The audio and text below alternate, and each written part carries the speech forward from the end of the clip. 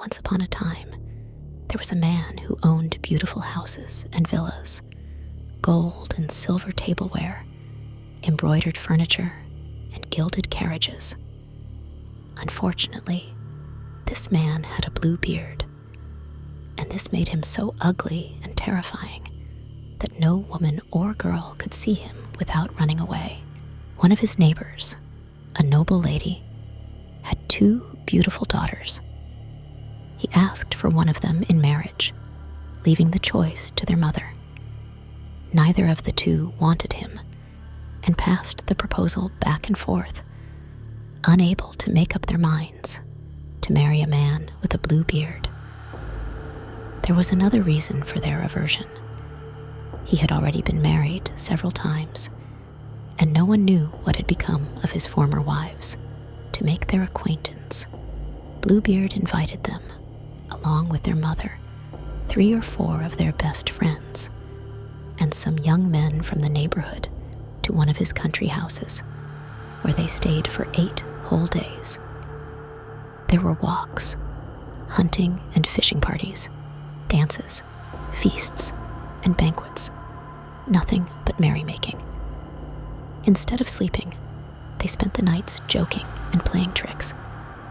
Everything went so well that the younger daughter began to think that her host's beard wasn't really so blue after all, and that he was, in fact, quite a decent man. No sooner had they returned from the villa than the marriage was arranged. A month later, Bluebeard told his wife that he had to travel to the provinces for at least 6 weeks on an important matter.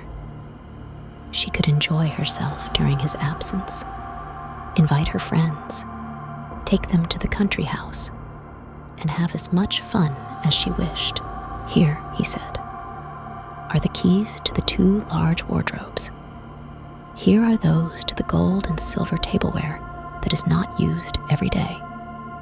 Here are those to the coffers where I keep my gold and silver, those to the jewel boxes, and here's the key to all the apartments. As for this small key, it opens the cabinet at the end of the great gallery on the ground floor. Open everything, go everywhere, but I forbid you to enter that cabinet.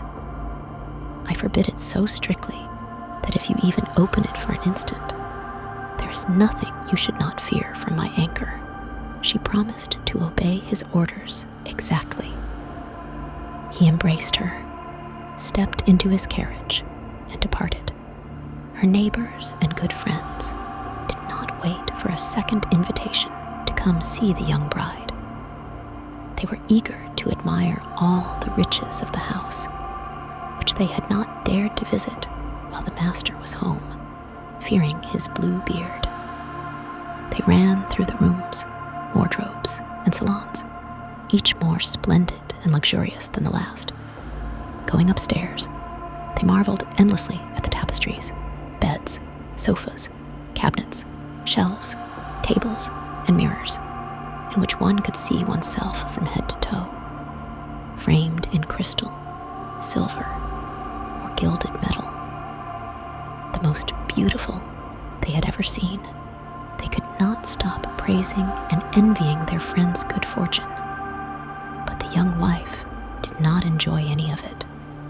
Her curiosity tormented her so much that she left her guests abruptly, slipped down a hidden stairway, and ran so fast she nearly broke her neck 2 or 3 times. Reaching the door of the forbidden cabinet, she paused, thinking of her husband's warning and the danger of disobedience. But the temptation was too strong. Trembling, she took out the key and opened the door. At first, she saw nothing, for the windows were closed. But as her eyes adjusted, she began to see that the floor was covered in dried blood, in which were reflected the bodies of several dead women hanging along the walls. They were all the wives Bluebeard had married and murdered, one after another. More dead than alive, She dropped the key, picked it up again, locked the door, and fled to her room. But she could not calm herself. She was utterly terrified. She noticed that the key was stained with blood. She wiped it 2 or 3 times, but the blood would not come off. She washed and scrubbed it with sand and pumice stone, but the blood remained, for the key was enchanted. When it was cleaned on one side, the stain reappeared on the other. Bluebeard returned that very evening, saying he had received letters announcing that the business for which he had left was settled to his advantage. His wife did her best to seem delighted at his return. The next morning, he asked for the keys. Seeing her trembling hands, he guessed at once what had happened. "How is it," he said, "that the key to the cabinet is missing?" "I must have left it upstairs on the table," stammered the poor woman. "Bring it to me at once," said Bluebeard. After several excuses, she had to bring it. Bluebeard examined it and said, "Why is there blood on this key?" "I don't know," she replied, pale as death. "You don't know?" roared Bluebeard. "I know well enough. You went into the cabinet, didn't you? Very well, madam. You shall go back there and take your place among the ladies you saw." She fell at his feet, begging for forgiveness with every sign of true repentance. Beautiful and grief-stricken as she was, she could have melted a stone. But Bluebeard's heart was harder than stone. "You must die, madam," he said at once. "If I must die," she answered, her eyes full of tears, "grant me at least a little time to pray to God." "I give you 1/4 hour, no more," he replied. Left alone, she called her sister and said, "Sister Anne," for that was her name, "climb, I beg you, to the top of the tower and see if my brothers are coming. They promised to come today. If you see them, signal them to hurry." Sister Anne climbed to the top of the tower, and the poor afflicted woman called up from time to time, "Anne, Sister Anne, do you see anyone coming?" And Sister Anne replied, "I see nothing but the dust of the sun and the green of the grass." Meanwhile, Bluebeard, holding a great knife, shouted to his wife, "Come down at once, or I'll come up." "Just one more moment, please," answered his wife, and then softly called, "Anne, Sister Anne, do you see anyone coming?" "I see nothing but the dust of the sun and the green of the grass." "Come down at once!" shouted Bluebeard. I'm coming, she replied, and called again, "Anne, Sister Anne, do you see anyone coming?" "I see," said Sister Anne, "a cloud of dust coming this way." "Are they my brothers?" "Alas, no, my sister, it is a flock of sheep." "You will not come down," roared Bluebeard. "One more moment," she pleaded, and called again, "Anne, Sister Anne, do you see anyone coming?" "I see," said Sister Anne, "2 horsemen coming this way, but they are still far off." "Thank God," cried the other a moment later. "They are my brothers. Signal them to hurry."